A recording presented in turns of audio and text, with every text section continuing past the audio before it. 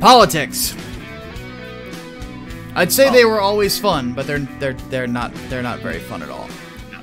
So this week we've got craziness to talk about with the new House of Representatives, bans that are being held in place, and Pocahontas aiming for 2020. An inevitable failure. My name is Micah Curtis. I'm Alex Baldwin, also known as The Hatman. Welcome back to Micah and The Hatman on Politics Live.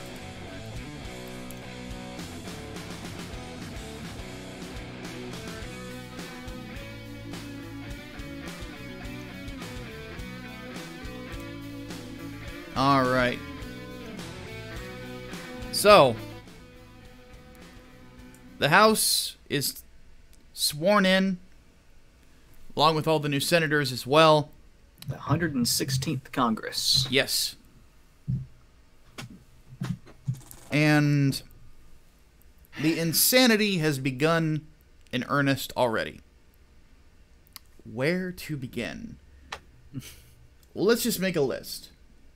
We have a proposed constitutional amendment to get rid of the Electoral College because some people just still can't get over the fact that Hillary Clinton lost. On top of that, and literally that's the reasoning behind it. Yeah. Is Hillary Clinton lost, ergo we should get rid of the Electoral College. It's like all of a sudden we're taking policy prescriptions from the amazing atheist. Fuck off. Yeah, that is not your consolation prize. That is not going to suddenly undo the results of 2016. And on top of that, it's a useless gesture because you have to have 3/4 of the states ratify it. Mm-hmm. That ain't happening. Mm-mm. You're going to tell Montana that suddenly they get less of a voice in national affairs? Fuck off. Mm-hmm. And they're trying to spin it as, well, the only reason why it exists is because it gave power to the slave states, which were very, very underpopulated. Motherfucker, no. Do y'all know nothing about history? It's the same argument from people that want to abolish the Senate, for God's sake. Yeah. It's like, our big states deserve to have more power. Okay, just so who gets fucked along the way? Oh, God. Not to mention, there's always this argument of, oh, swing states. Okay. So, first off, swing states change. Second, in fact, they're probably going to change in the next election. Mm-hmm. Second, let's think about this for a second. So, instead of having the supposed power in being in the hands of a few states, or that's where the campaigning is, you would rather it be left to 3 cities? Mm-hmm. You're stupid. It's preposterous. Yes. On top of that, Alexandria Ocasio-Cortez, who by the way, no one is offended by her dancing. No one gives a shit. No one. There was one stupid Twitter account that is now deleted out of embarrassment that gave a shit about her dancing years ago. Yeah, everybody else thought it was charming. Charming or just cringe. Like, it's not it's not something to attack her on by any means. And I'm at the point where I'm just like, don't fucking talk about it, don't draw attention to it, because talking about it even a little bit gives her side ammunition. Just let her dig her own grave, because as we're about to talk about, she's already started. Yes, because here's the thing. I put this on Twitter yesterday, and I'll say it again. This is a 3-step method to taking away Ocasio-Cortez's credibility. First, you don't give a shit about her dancing. Second, you let her talk economics. And third, you grab popcorn and begin laughing at how colossally stupid she is. Because holy shit, she has proposed the Green New Deal, which is even more constricting than the Paris Accords in regards to that. And she wants to turn all energy in the United States into green renewable energy. And how are you going to pay for that? 70% tax rate. Pretty much. Granted, that's not on everybody. It's the upper echelons, though that wasn't specified. I mean, it could be upper echelons from anyone making over $100,000 a year to anyone making over $1 million a year. Yes, which is a pretty wide berth of people. That very, very yes. And even then, like, does she not understand, like, that's just going to get those sorts of people to move their money offshore, like usual. Or not even pursue jobs that are going to make that kind of money in the first place. Exactly. You murder the market. Or go through all the loopholes of, like, charitable donations and whatnot so they can cut their tax rate down. Mm-hmm. Like, it's... You are going to have to try so hard to, like, rein all of them in. And at that point, they're not going to be making enough money to pay your taxes in the first place. So, how do I economics? Well, she surely doesn't know. No. And then, of course, we have another representative. I forget her name. She's one of the first. Or she's the very first Muslim representative. One of two. One of two. Who at a party said that the goal is we're going to impeach the motherfucker in regards to Donald Trump. Oh, it was the same one. It wasn't the other one. Yeah. Okay. And on top of that, in her office at the House of Representatives, she has placed a post-it note over the nation of Israel that says Palestine. Yes, because that's a great way to start your political career. Jew hatred. That's going to resonate greatly here in the United States. Way to come out for a one-state solution. Yeah. By the way, Jew! Had to hit the button. Hadn't heard that one in a while. Yeah. Oh, God. But no, that's a whole hell of a lot of virtue signaling. If I'm not mistaken, she also wore, like, the traditional Palestinian dress to her swearing-in ceremony, too. Mm-hmm. Like, wow. Just wow. Yeah. By the way, Palestine's not a thing. No. I'm more upset about the map than impeaching the motherfucker. Like, that's, like, just standard for lefties at this point. That's some river to the sea sort of statements. Yeah. And like we said with Mark Lamont Hill, that's the 1488 of radical Islam. Yeah. But no, impeach the motherfucker's not... It doesn't bother me. Honestly. I don't see why people are up in arms about... Well, we knew it was going to happen. Yeah, behavior unbecoming. Like, they're saying it in different words on Twitter. They're probably saying it in those explicit words in private. Who gives a fuck at this point? Yeah, like we knew that's what they were going to do. Yeah. But the big thing is that this is a great way to alienate the middle ground American. Mm-hmm. Which is what we've been talking about since this election, or the midterms, is that the Republicans sort of alienated the middle ground American. And this is sort of how politics works. There's always shifting, back and forth, back and forth. In a lot of ways, the sort of Trumpist, idea alienated the middle American.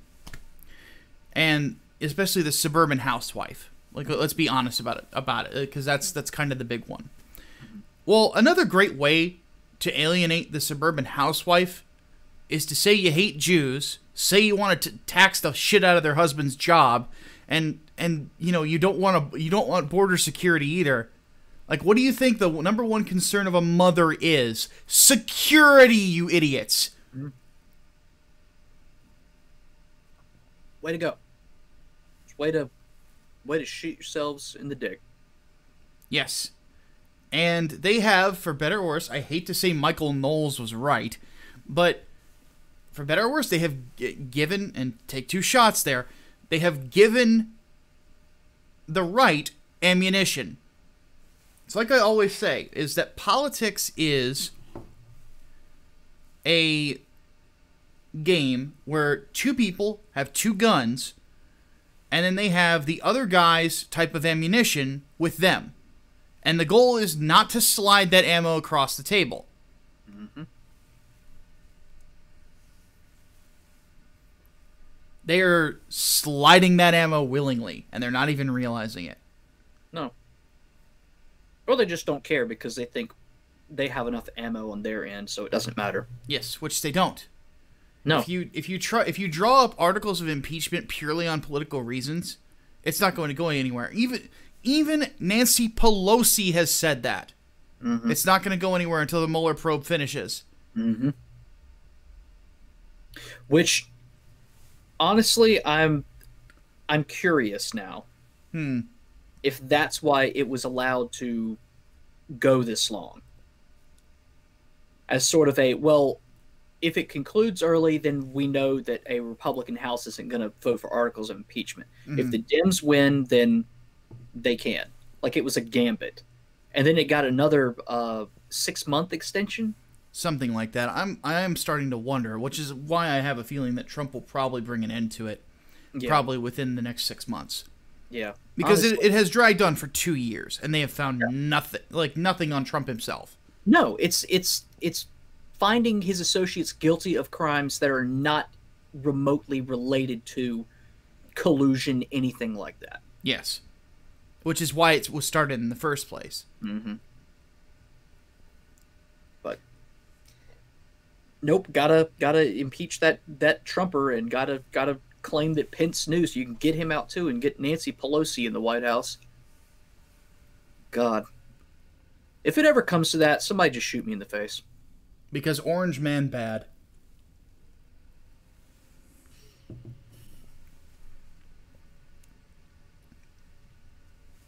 But that's where we're at. But there are good people in the House, too. Mm-hmm. Big Boss. Yes. Big Boss. Love me some Dan Crenshaw. Yes. He might be my favorite new congressperson. I hope during his re-election campaign he actually embraces the Big Boss meme. I hope he does it. He should. And he really is a great guy. Mm-hmm. Yeah, ridiculously principled. Mm-hmm. So, and keep one thing in mind, folks. The House is crazy. It's also, they have a very slim majority. Very slim. So the idea that any of this is going to go through is literally none. It is virtue signaling, is what they're all doing. Is they're trying to signal their virtue. But they're not. But it's not going to go anywhere. Well, except for Ocasio-Cortez, I do think she's a true believer. Yes, we've said multiple times, like, she does at the very least practice what she preaches. Mm-hmm. So she is a true believer in the cause. Yes, but credit to her for not being that degree of hypocrite, but her beliefs are evil. Yeah. So we'll take it back. I have no doubt. This sort of insanity reminds me that, keep in mind, guys, like, all this like super environmentalist stuff, look how well it did in France. Which you'd have to be completely ignorant of politics these days to think that massive taxation of the public is going to go over too well, which is why you can tell that Ocasio-Cortez probably still only watches the Young Turks, because I'm pretty sure the Young Turks aren't covering what's going on in France. All right, let's move on to the next topic. So, over in the Senate, Ted Cruz has brought forth legislation that would place term limits on senators or congresspeople. On everyone in Congress. And this is exactly the term limits that, I don't remember if I talked about them on this show or on Twitter. But we've done both. We have said multiple times on this podcast that it's a necessity. Yep. 3 terms for representatives, 2 terms for senators. Those are the exact ones that I said I think are necessary. and then that's it. No more beyond that. Yes. If this thing also has a clause where you cannot become a lobbyist within like a certain amount of time after leaving office, that's even better. Mm-hmm. But yes, Ted Cruz, fuck yes, thank you. Actually, that's a promise. That's another fulfilled promise of his, because he said he was going to do this. Yep. And did. The absolute madman. The beard does not lie. No. I'm very happy he grew it. I'm of the opinion that more people who are in government should grow beards. That's something that I was just thinking about like not long ago. Like how few people that we see in politics, very often don't have any sort of facial hair whatsoever. Yeah, they're always clean shaven. Yeah, or like the one that I could think of was like John Bolton, but that was just a mustache. It wasn't really a beard at all. And then Ted Cruz starts growing a beard, and it was like, oh my god, that's like an evil beard. Like, no, it actually makes him look a whole hell of a lot better. Yes, well, and that's actually something that I found interesting. Is that beards used to be very common with politicians a long time ago, and then at just some point people just stopped doing it and started being clean shaven, as if that's the way you're supposed to look. Almost like an optics sort of thing. Yes, I think that's ridiculous. I think that it's kind of interesting. The best point on this I ever saw was in the video game Mass Effect, where the Turians, and this is just because I read through the entire codex at one point, the Turians actually have this thing where if you play Mass Effect, you'll notice that all the Turians have face paint except maybe one or two. It's because those that are considered barefaced are considered untrustworthy, and they happen to mostly be politicians. So, but I find that kind of interesting because facial hair makes you look relatable, in a sense. It makes you look normal. It doesn't make you, people who tend to be more clean-shaven tend to be politicians or the very rich, who are not looked upon positively by a lot of people in society. Mm-hmm. I mean, there's a reason why they call them baby faces anyway. Exactly. Yeah. I mean, that not to mention, it just makes you look more mature, to be honest.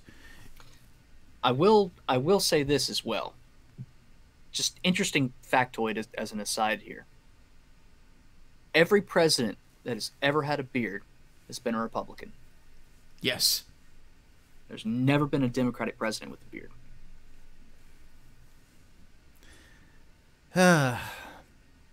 Beards are great. Beards are pretty good. But anyway, the only men I know who have beards are Amish, Muslims, or bikers. I guess I'm a biker. I'm certainly not Amish. Let's answer this one real quick. Tips on growing a beard: don't shave your face. Yes. Well, one thing that I would advise is don't shave for a week and see where the stubble's at, and then clean your fucking neck off, because that's gross. Don't be a neckbeard. No. But clean below your chin line and see where it's thick, see where it's patchy. If it's thick around certain areas, those are where you want to allow it to grow and try to style it appropriately. If you have trouble growing it, there's two ways. One is called derma rolling, which is like little micro needles that you prick yourself with. That's supposed to help stimulate beard growth. And then, oddly enough, Rogaine.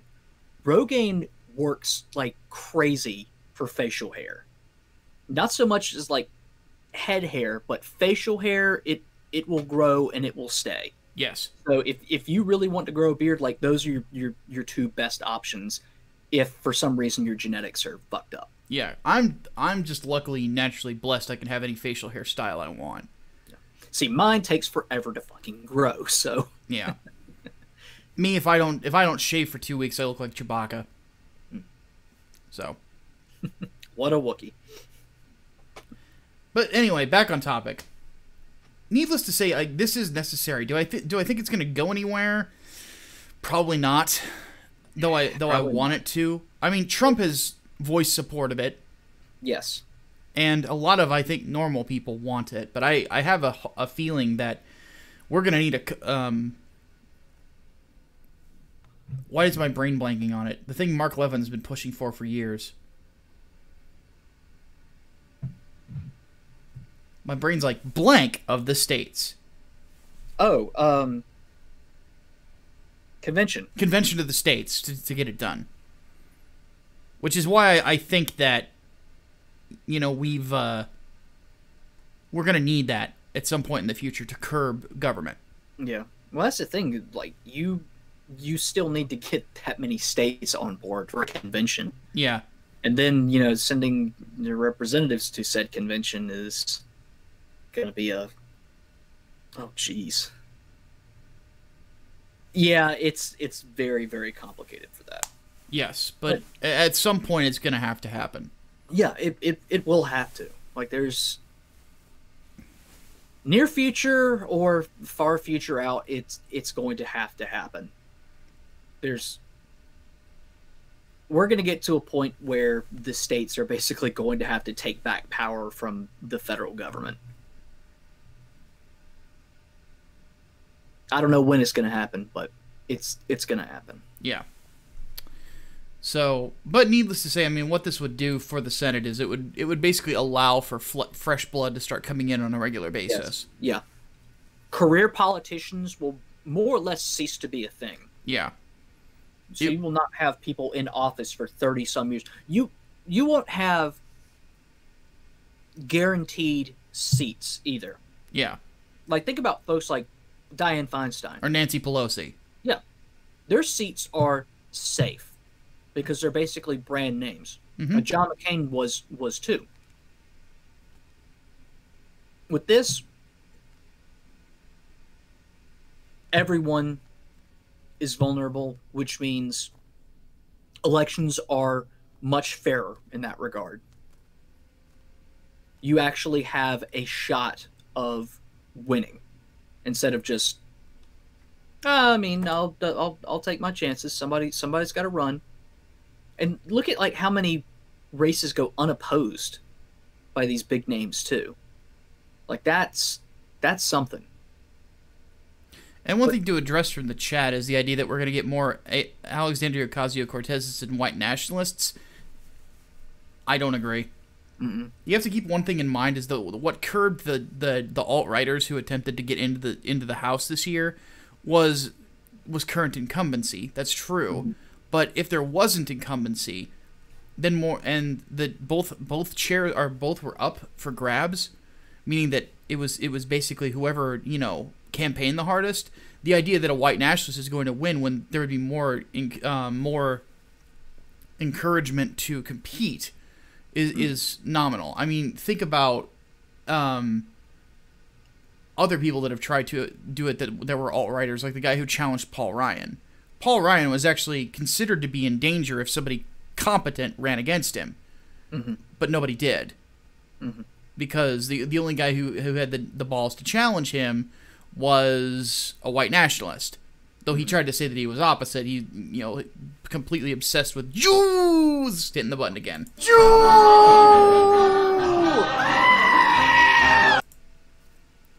But anyway, yeah, I mean, there are going to be some states that are always going to be Democrat, always going to be Republican, no matter what.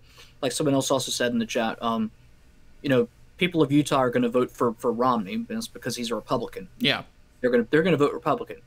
Alexandria Ocasio-Cortez won because she was running as a Democrat in the bluest district in the United States. Yeah, and basically it was progressive politics backfiring against somebody who was an incumbent. Mm-hmm. You know, because that's the politics that he chose, was that, you know, if you're not, you know, if you're a white person, you're bottom of the totem pole, blah, blah, blah, blah, blah. And he ended up getting hoisted on his own petard. Yeah. But, like, if you run a shit candidate, it doesn't matter. You are not guaranteed a seat. Roy Moore being the prime example there. Exactly. All right, let's move on to the next topic. So, Elizabeth Warren. Elizabeth man. Warren, 2020th. The very fact that Donald Trump posted a Daily Wire meme with the watermark, I'm like, oh my god, yes. Because here's the thing. That wasn't from the POTUS Twitter. From the Donald Trump, from that one. No. That was Donald Trump's personal Twitter. Oh, God. Which, by the way, given that he has quoted Ben Shapiro on his Twitter before, makes me think that he's actually a little bit better with being criticized by people than others, than some would suggest, but he's still got to work on it.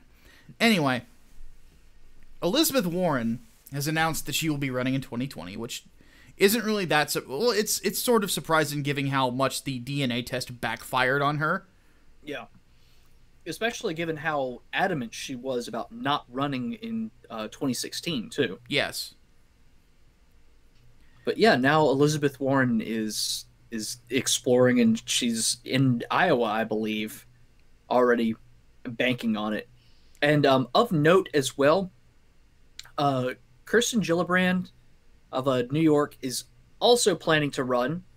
She's been lobbying Wall Street executives to see if she can get some money. Of course. So if there's anyone who's going to be the successor to Hillary Clinton in this race, it'll be her. Yes. It looks like Gillibrand is going for the money, and Pocahontas is doing it just basically the same campaign, but less money and no name recognition. Yep. And Cory Spartacus Booker is also exploring a run as well, as is Kamala Harris. Yes. As if the we both predicted that during the Kavanaugh debacle. Mm-hmm.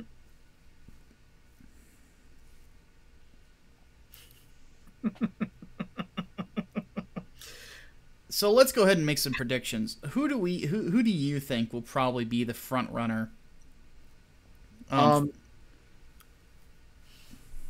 It depends on whether or not Biden actually gets into the race, honestly. Yes, because it's still an X factor. If Biden gets into it, he wins. Mm-hmm. Because he will... The only group that he is going to not have the ability to rein in are the super progressives. Mm-hmm. But at the same time, it will end up the same way that the last one ended up, where because the Democrats have changed nothing, mind you. No. Nothing when it comes to superdelegates.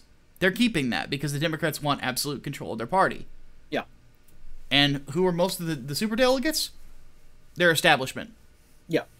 You're not going to get anywhere unless you please the establishment. That's just how it is. Biden is like the establishment candidate.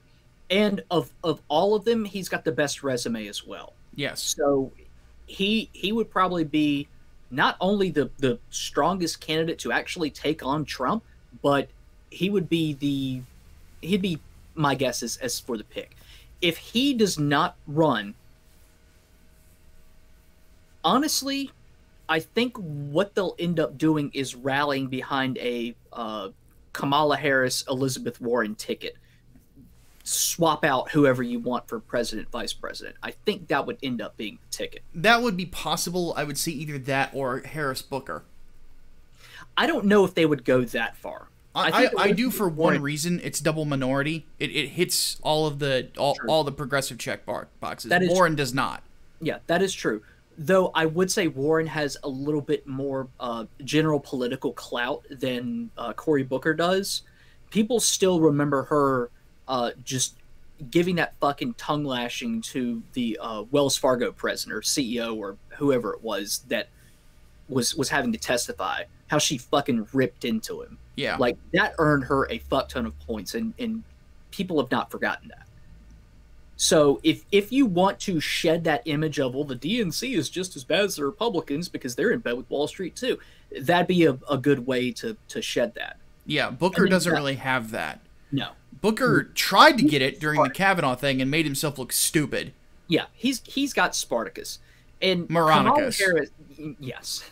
And Kamala Harris has been on the rise ever since she got elected. Like, she is not stood still at all. No. She has made a name for herself. So I think name recognition plus the little diversity checklist that you got in there too. Yeah, she checks all the books. Yep. Or checks all the boxes, rather. Yep. She is women. She is not white, you know. pretty much. I mean, and that's one thing that I can already foresee if Biden gets the nomination. He doesn't represent the changing diversity of the Democratic Party. That's exactly why the progressives will be happy with Kamala Harris. Yeah. If you want to unite the party, that'd probably be the best way to fucking do it.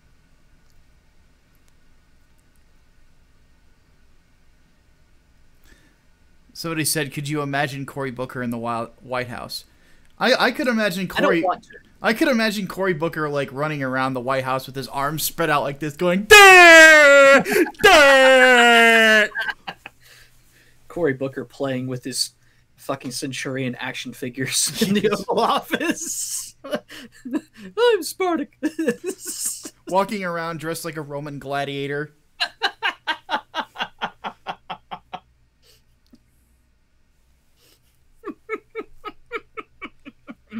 I mean, that'll really show how progressive we are. We elected a retard.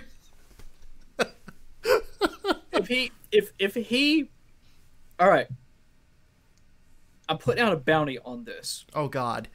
If, barring all reasonable circumstances, he actually gets into office, and someone in this audience gets elected to Congress or Senate or whatever during that time, at his State of the Union, stand and say, "I'm Spartacus." Fuck, I'd do it. I will pay all of the money for that.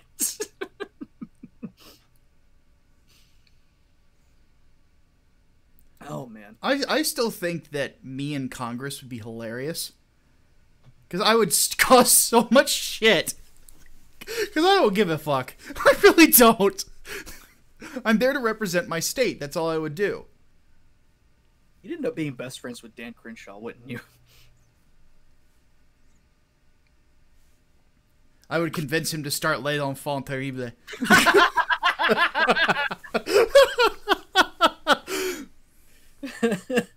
You'd have to get a few more people in there to be the Patriots, though. Oh man. So yes, that would then we would commission Metal Gear. And then over the years you would have reports of a weapon to surpass Metal Gear. Yeah, that'll never happen. So I'm tempted, because we've got time.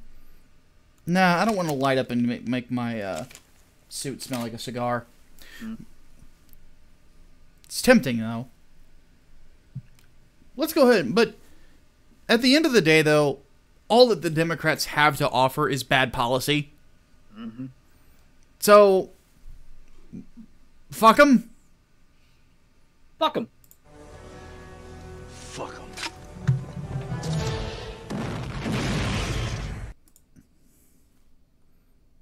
All right. So, the Trump military trans ban holds in court. For those who did not know, we'll talk about this very briefly. Reading for the Daily Wire from Paul Bois says here, the Trump administration's ban on transgenders serving in the U.S. military got a major boost on Friday when a federal appeals court ruled that the ban should not have been blocked by a lower court. According to USA Today, a 3-judge panel of the U.S. Court of Appeals for the District of Columbia Circuit ruled that the partial ban announced by the Pentagon but was never implemented should not have been blocked by a district court while it was being challenged. The 3-judge panel argued that considerable defense is owed to the executive branch on military policy, noting that the ban on transgenders was not a blanket ban and that it had been fine-tuned by Pentagon officials. The government took substantial steps to cure the procedural deficiencies that the court identified in the enjoined 2017 presidential memorandum, the panel said, adding that the partial ban plausibly relies upon the considered professional judgment of appropriate military officials and appears to permit some transgender individuals to serve in the military. Part of that is probably going to be a mental health screening, which is now becoming more and more common in the military, as it should be. Yeah, and this is where I stand on most of the trans issues. I believe it is a mental disorder that is gender dysphoria. You need that in order for me to actually believe that you are trans, you should be diagnosed with that. Yes. And unfortunately, with that, oftentimes comes a host of other mental conditions. Most commonly, depression. Major depression, yes. Major depression and firearms don't often mix very well. No, they do not.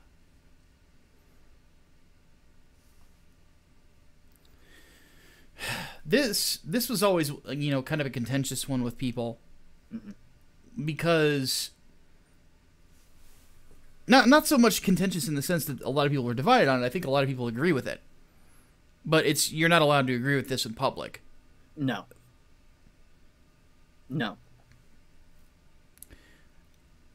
I mean, I don't have any sort of moral issues at all with transgender people serving in the military. Like, if you want to serve, I think you should be able to serve. But a fitness to serve is always necessary. That is very different. Yes, if you still have to be fit to serve. Yes, and we honestly go through extensive testing. Like, that's what the MCAT is. Yeah. To make sure that you can serve. It's, everybody is always happy to see the will for people to serve, but it's not just will. The mind can be great, but if the body can't keep up, then we can't have you serving the country in that manner. Yeah. It's like there are some people who will never be able to. I mean, remember the whole flat feet thing. Yeah. And if you have flat feet, well, that's it. No combat for you. Mm-hmm. But no, I mean, it's you do have to go to the psychology of it. And again, like I said, it's unfortunate that comes with a whole litany of other disorders, but unfortunately that's just how it goes. Yeah, you can't. I fear for the day that our military would run on this idea of shoulds and should nots as opposed to what is and is not. Military's got to be grounded in reality. There's no. My dad put it best. He goes, "There's no room for emotions there. It's not about your feelings. It's about can you do it or can you not do it." Yeah. If you're in a position where you can't keep your head together under fire, they can't use you. Yeah. Like if you have something like major depression with suicidal tendencies, if you have severe borderline personality disorder to the point where you start having active delusions if you get triggered. Yeah. Can't have that. Yeah, like schizophrenia, like severe schizophrenia. No. There's bar none. No, absolutely not. I don't even know if I would trust it if you were being medicated, because you can still have bad episodes while on medication. Yeah. So, no. Unfortunately, it's a psychological thing. Yes. And I think that's something that, or where we're starting to see the cultural divide start to get even wider, is over transgenderism and the LGBT community. There are people within the LGBT community that are pushing things too far. And I think that this was an area where somebody needed to put their fucking foot down.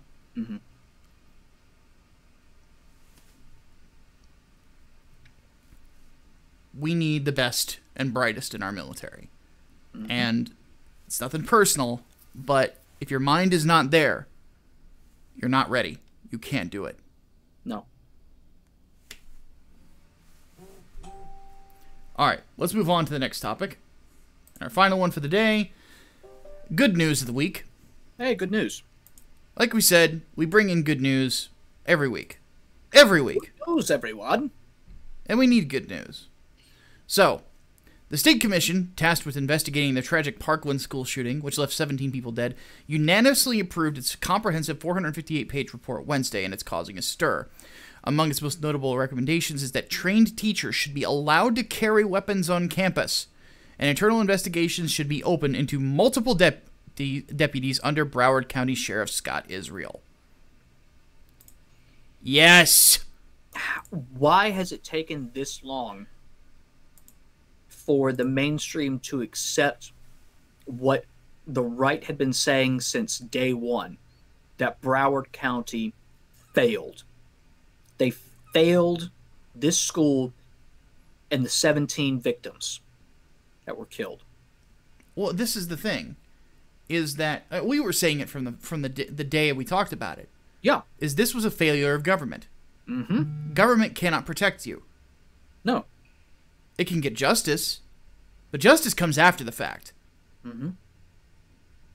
The goal is to not have situations where we need justice. Mm-hmm.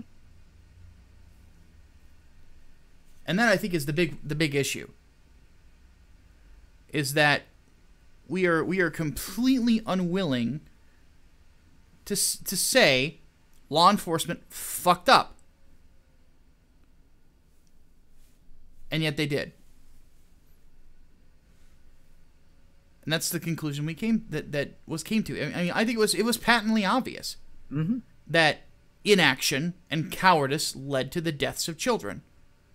Yeah. You can sit there and blame guns all day. I mean, this is good news on multiple levels. First, it's good news that people are going to be held accountable, as they should. Second, it destroys a narrative. Everything that Camera Hog and his little cronies, who were dancing backstage before they went on to Ellen, everything they've been spouting over the last year was fucking bullshit. Mm-hmm. And this and the Women's March going away, good. Because fuck them. Fuck them. Fuck them.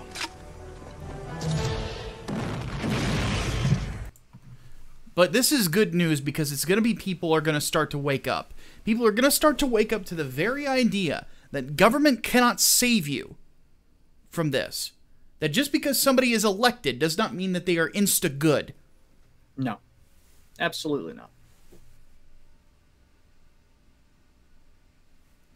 Now, I'm obviously a little biased here. I'm a card-carrying member of the NRA.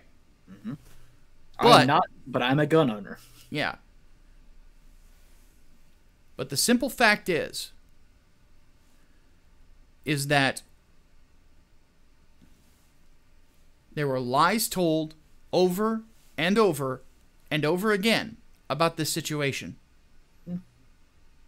Responsibility was not taken. Blame was placed on other people. Mm-hmm. Finger pointing does not solve problems. Looking at it and being honest about it does. No. You stare with a failure directly in the face and you say, what happened here? This is a lesson to the entire nation. Shall not be infringed is the words you need to keep in mind. Mm-hmm.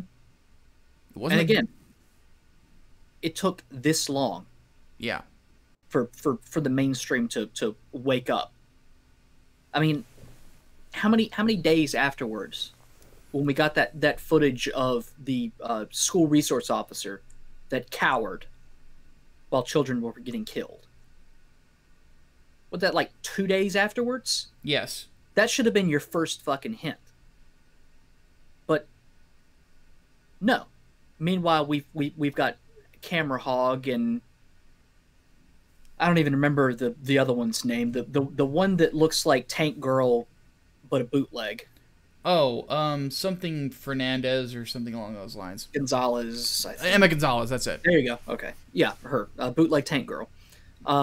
You've got them, shouting over megaphones with fists in the air and stuff. The March for Our Lives, as if they're in immediate danger. Yeah. I agree with Louis C.K. That just because they were at this school made them experts, and the very idea that they were promoted this proves them wrong. Mm-hmm. Children are dumb. Kids know dick. Yeah. Well, Emma Gonzalez probably does. Oh! Sorry. All right. It is time for the Q&A. That is how I will refer to her from now on. Yes. It is time for the Q&A. Q&A. So, if you have questions, go ahead and start putting them into the chat. Hatman will check the Twitter. I will check the Discord from patrons. And, oh, goodness. Uh-oh. It's a lot of them. From patrons? Okay. Holy Ninja Toe wants to know, should there be a law that presidents from now on must have a beard even if it's a woman? Yes.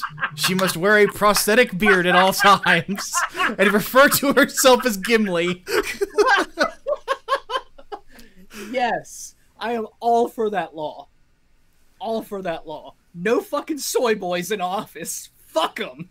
Fuck them. Fuck them.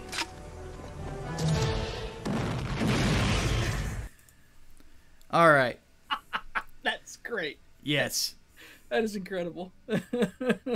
All right. Talon Silverbane asks, for the political podcast, now that we've had time with Trump, do you think the outrage over him has died down, or do you think it's going to get worse now that all the things that have claimed that he was going to seem not to have happened at all? Oh, they'll find new reasons. And they already are. Like I said, they're drawing up articles of impeachment based literally on nothing. They might as well just be, he exists. Yeah. Stop Trump from existing. Pretty much. Cool. What about the Twitter, Hatman? All right, so Duke of Tumwater wants to know if we've seen the video of the vape shop employee screeching at a Trump supporter who went in the store where he works, and if so, what are our thoughts? I haven't seen it. I have. I've heard of it, but I haven't seen it. I have seen it, and when you look at the whole situation, it is basically capitalism in action.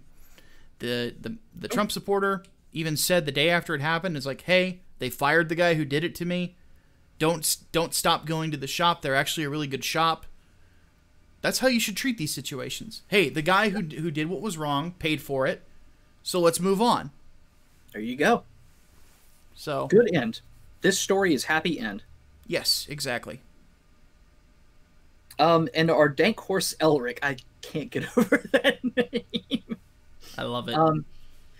A very good question, actually. Is Trump a lame duck at this point? The wall is going nowhere. The trade war is going nowhere. He alienated all his capable defense people, and he decided to own a shutdown. With Democrats controlling the House, it's unlikely any legislation will get passed. And I don't know if Trump could come up with a slogan to beat free healthcare. Do you think the GOP would be better off running someone else in 2020? Running someone else, no. Is he a lame duck right now? Yes. There's only so much he can do with power over the executive branch. There's still a good amount, but yeah, like we said, there's there's probably not going to be any new legislation over the next couple of years. It wouldn't surprise me if the government is shut down for a very long time, which we're fine with. Fuck it. You know, like we don't like the government.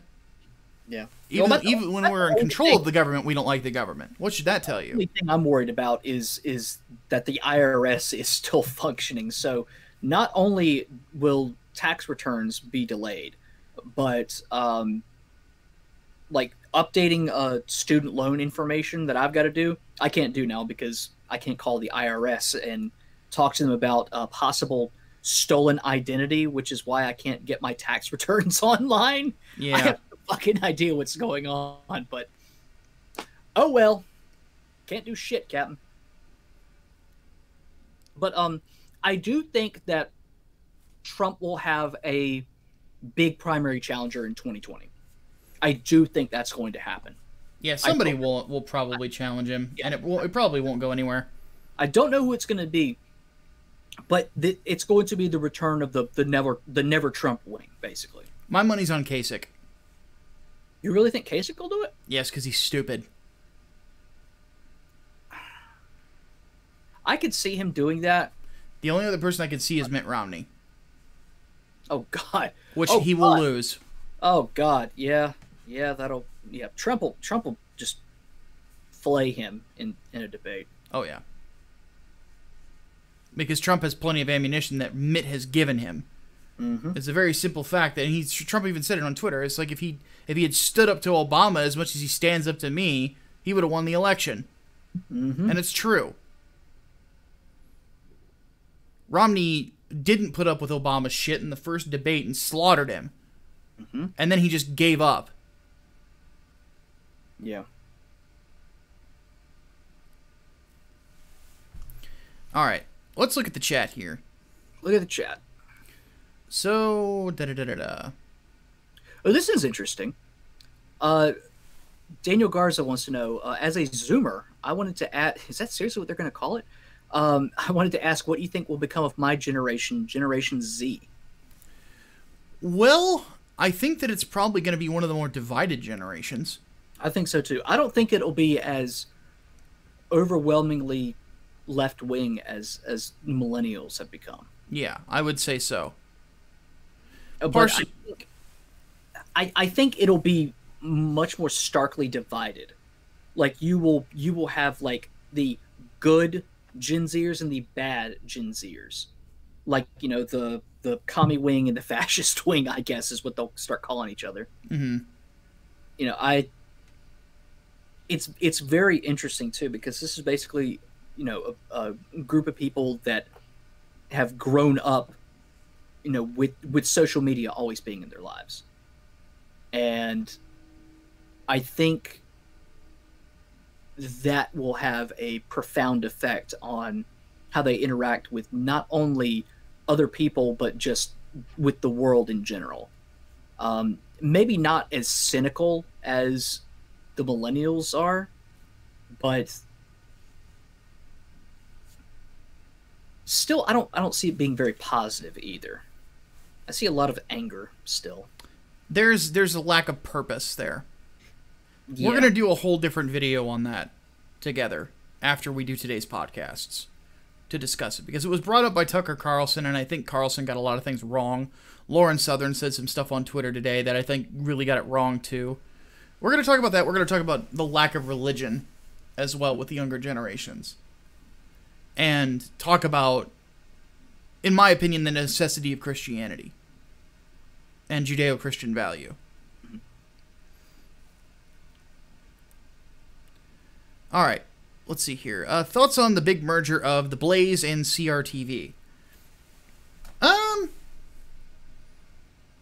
don't keep up with either, so I couldn't tell you.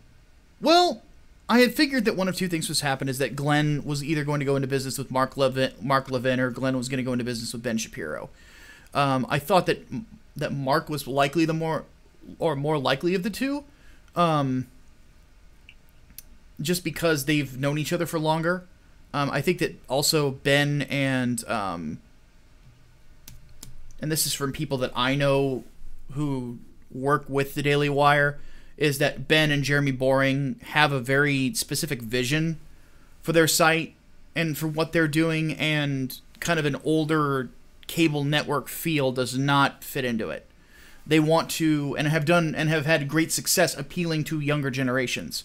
And I think that Glenn and Mark have a much broader look on how they want to do things. Mm-hmm. I'm not a fan of the fact that Michelle Malkin lost her show. And I wasn't surprised that Gavin did. But then again, Gavin's got problems of his own he's got to sort out. And, yeah.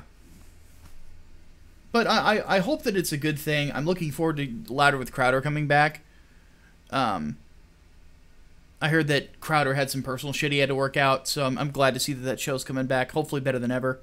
So, but with Mark and with Glenn, I think that the big thing is they're gonna have to just keep in mind that they need to take lines from the Daily Wire, and hopefully we'll see how that goes. I think that having Steven Crowder on there and making him a big focus is going to be a good thing, because Steven's great. Like, let's be honest, he's a great comedian on top of having a great show. Mm-hmm. But I kind of feel like Roaming Millennial has kind of floundered since becoming a part of CRTV, which is kind of a bummer because I like her a lot. Not just because she's cute, just so you know. But yeah, that's my thoughts on that. Here's a Deus Volt question. Would we say that another crusade is inevitable now that Islam has gotten so bad even Buddhists and Hindus can't stand them? Would we ally with them if we did crusade and the Chinese? I don't think a crusade is even going to happen. The Middle East is in a weird spot right now. There is not you have to keep in mind that even when a caliphate existed for as short of a time as it did with ISIS, the Muslim world was not united in thought, and they never have been. Mm-hmm. Like, you have basically what's going to happen is we're going to see the Iranians and their backing from the Russians, and then the Saudis and Israel, who aren't Muslim, obviously. Well, there's a 20% Arab population in Israel, and the Kurds clashing with one another for the foreseeable future. And the Kurds and the Saudis and the Israelis are backed by us. Which, by the way, I thought was also another piece of good news when Lindsey Graham went to the president and President Trump said, we're not leaving the Kurds without backup. Plus, the Saudis and the Israelis are going to be backing them up as well. So that's good. It's good that we have had those measures made, for sure. And that our allies we're all working together. We're all on the same page. So no, I don't think it's actually, if anything, it's getting better than it has been. It's, the big thing was getting ISIS, defeated for the most part, and now the final kibosh has to be put on them. It's just, like there always has been, there are nations that hate one another in that region. You've got Iran, you've got Turkey, and then you've got the Saudis, and then all the pieces then the Israelis and all the pieces in between. Yeah. So no, I don't think that that's going to happen. I think that I think that the next troublemaker will inevitably be Turkey, because I think that Trump is too soft on Erdogan, and it will bite him in the ass in the future. I very much agree. All right. Last one. Mark Levin mentioned some years ago that having the states convene in order to reassert their own authority to rein in the federal government. Your thoughts? We agree. Talking about earlier. Yeah, we completely agree with that. The states do need to reassert their authority. The federal government's too big. Yeah. Eventually, it's just going to get to a boiling point where the federal government is going to basically completely supersede any sort of state's powers. Yes. Just totally fuck over 9th and 10th Amendments. Mm-hmm. And there will need to be a constitutional convention at that point. Exactly. It's inevitable. As more people start to turn to the big government, good government is our one true master line of thinking, the closer we get to the necessity of a constitutional convention. Exactly. Okay. Leonardo Juan, hold that question for entertainment, because that's a good one for entertainment. But one last thing that I wanted to put out there is that there may end up being a delay in the Indiegogo for Project Lazarus. We're trying to work a couple things out behind the scenes. We will fill you guys in on what happens around the time that it was initially supposed to launch. Another thing that I'm considering is maybe possibly crowdfunding the launch of Patriot Wear as well. This week I plan on getting together with some artists to throw some designs their way and have them send some logos. One that I'm definitely wanting to do is have a... oh yes, go ahead and start tagging Brainbox Boy with questions for the overflow. One that I definitely want to do is just a picture of a Crusaders helmet. And probably say Deus Vult underneath it or something along those lines. I haven't decided yet. But needless to say, things are progressing. We're just trying to work around some hurdles that have gotten in our way recently. But we might also have somebody to design the website. I got to nail those details out with him this week. So lots to do, for sure. Super excited, though, if nothing else. It's coming together. Yes. Yes, we're going to make this work. And that's how it has to go. All right, folks. Stick around. Don't go anywhere. We're coming back with the entertainment podcast right after this one. Hatman's going to be talking Aquaman. I'll be talking about Bohemia. And then we'll also be talking about Nathan Grayson still sucking and Zoe Quinn again. As if we've gone 5 years back in history. New Year's took us to 2014 again. August never ends. Apparently. Well, folks, we'll see you guys soon. My name is Micah Curtis. I'm Alex Baldwin, also known as The Hatman. Thanks for watching. Deus Vult. Deus Vult.